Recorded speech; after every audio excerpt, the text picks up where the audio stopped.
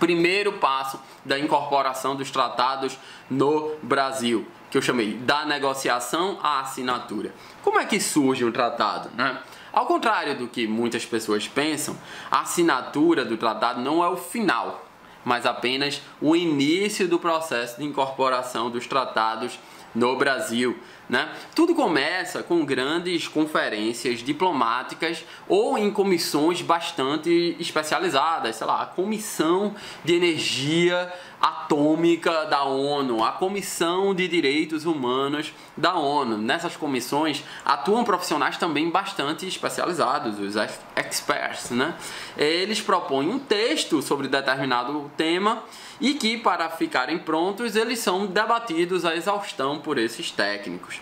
Em seguida, ou às vezes ao mesmo tempo, concomitantemente a esse debate pelos técnicos, esse texto também é debatido pelos representantes do Estado, em geral diplomatas ou embaixadores, que são aqueles que ocupam no quadro de carreira a posição maior da carreira diplomata. E eles passam a negociar esse texto do tratado para depois adotar esse texto, o que ocorre por meio da assinatura. A assinatura tem a função de autenticar o texto, né? Quando você assina, você autentica o texto. Só que para realizar essa assinatura, para negociar em nome do Estado, é preciso que esse agente que negocia em nome do Estado, ele tenha a chamada Carta de Plenos Poderes. O que vem a ser a Carta de Plenos Poderes? Ela está prevista na Convenção de Viena sobre Direito dos Tratados, no artigo 1, a linha C.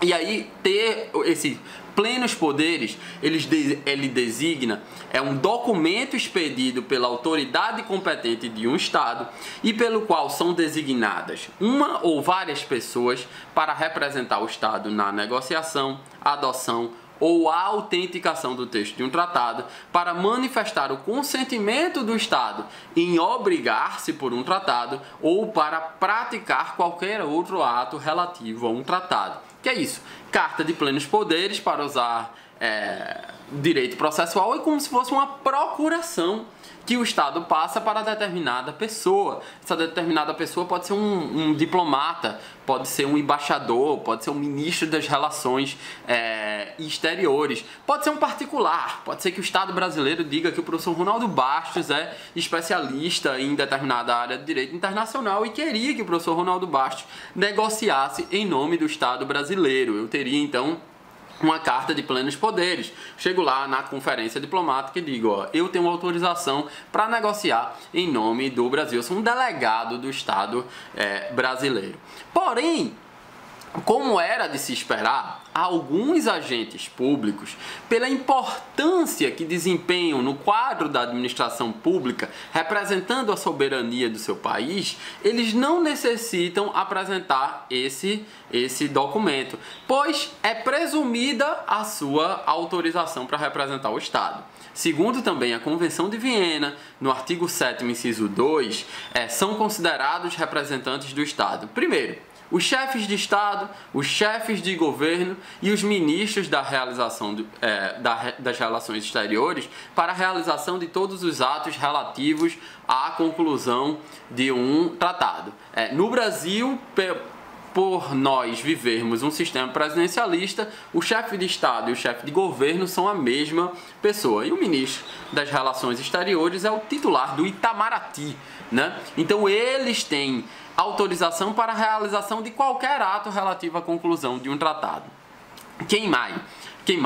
Os chefes de missão diplomática para adoção do texto de um tratado entre o Estado acreditante e o Estado junto ao qual estão acreditados. Imagine que eu faço um tratado bilateral entre o Brasil e a Argentina sobre alguma tarifa alfandegária, alguma relação comercial de Brasil e Argentina. Então, o embaixador do Brasil em Buenos Aires, na Embaixada do Brasil em Buenos Aires, ele tem autorização para negociar esse tratado em nome do Estado brasileiro. Claro, seguindo as orientações da política exterior do Estado brasileiro. Os diplomatas e os embaixadores são espécies de diplomatas, eles só executam a política externa traçada pelo presidente da República e pelo ministro das Relações Exteriores.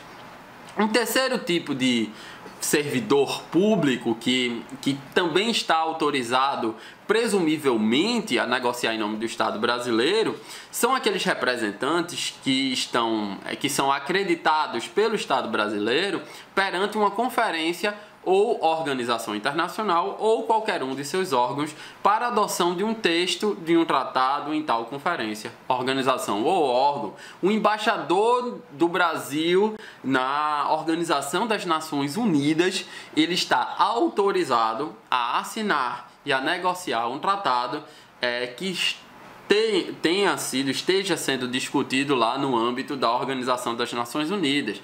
O mesmo vale no âmbito da Organização dos Estados Americanos. O mesmo vale no âmbito no PNUMA, enfim, todas essas organizações internacionais, o representante maior do Brasil tem essa autorização. Então esse é o primeiro passo para a incorporação dos tratados de direitos humanos no Brasil, que é a assinatura. A assinatura é o primeiro passo. O segundo passo, que é um passo que não é necessário, mas pode existir, é a exposição de motivos do Ministro das Relações Exteriores, o MRE. O MRE, ele prepara uma exposição de motivos para o presidente da República, dando ciência ao presidente da República da assinatura de determinados tratados, explicando a sua relevância e as suas consequências políticas e jurídicas e solicitando um encaminhamento para o Congresso para a sua aprovação, aprovação desse tratado. Veja, isso evidentemente só tem razão de ser uma exposição de motivos do ministro das Relações Exteriores se não for o próprio presidente da República que participar da negociação e assinatura do tratado. Com a complexidade do mundo de hoje, o Brasil tem 262 representações diplomáticas no exterior. Então, os assuntos são cada vez mais específicos, cada vez mais especializados. Então, em geral, não é o presidente da República que negocia esses assuntos. São os diplomatas especializados em determinada área, ou o ministro das Relações Exteriores. Então, nesses casos, o ministro faz uma exposição de motivos para o presidente da República, explicando por que é relevante a assinatura daquele tratado. Um terceiro passo agora o presidente da República se convenceu da relevância desse tratado. Então o terceiro passo é a mensagem do presidente da República. Ao receber essa exposição de motivos do MRE, do Ministro das Relações Exteriores, o presidente da República ele anexa o tratado à sua própria mensagem que ele dirige ao Congresso Nacional. Lembre-se que a incorporação dos tratados é um ato complexo que depende da manifestação, tanto do Executivo quanto do Legislativo. E aí o presidente ele solicita ao Legislativo a aprovação daquele tratado. Em geral, esta mensagem é discricionária e na prática nem sempre é o que acontece. Quarto passo. Aprovação dos tratados nas comissões do Congresso Nacional. Ao chegar ao Congresso Nacional, o tratado ele será examinado pela Câmara dos Deputados e em seguida pelo Senado através de suas respectivas comissões.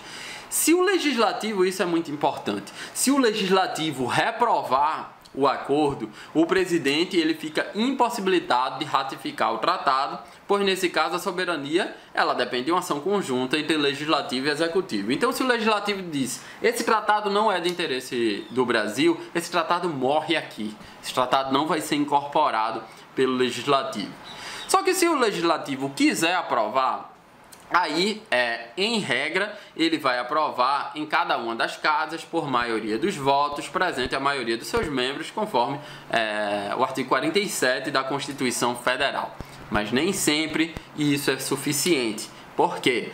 Depois da emenda constitucional 45, que é aquela emenda da reforma do judiciário, ela acrescentou um parágrafo 3º no artigo 5º da nossa Constituição.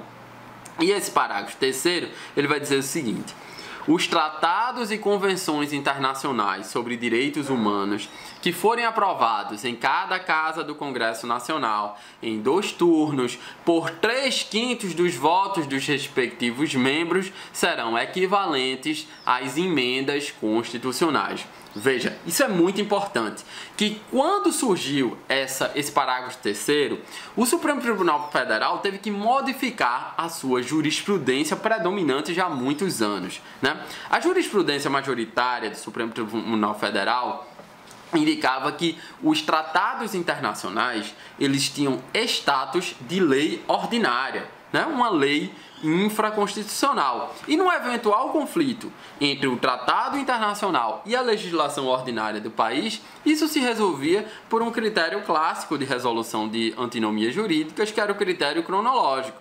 A norma posterior revoga a norma anterior. Então, se um tratado é aprovado depois de uma legislação, ele revogaria a legislação ordinária, né? Se uma legislação vem depois de um tratado, essa legislação preponderaria sobre esse tratado. Porém, depois da emenda constitucional 45, o STF estabeleceu o seguinte em relação aos tratados de direitos humanos.